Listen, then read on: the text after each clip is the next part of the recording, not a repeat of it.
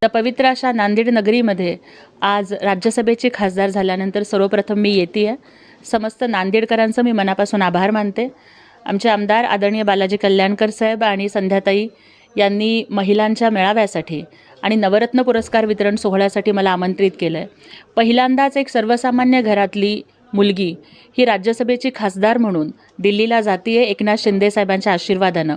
आणि नांदेड नगरीमधलं पहिलं आगमनसुद्धा महिलांच्या कार्यक्रमाच्या निमित्तानं होतं आहे. हा सुंदर असा योगायोग आहे. आत्ताच मला आमच्या सगळ्या पदाधिकारी भेटल्या. त्यांना प्रत्येकीला असं वाटतं की आपण स्वतःच खासदार झालो आहे. एकनाथ शिंदे साहेबांनी आपल्यालाच खासदारकी दिली आहे.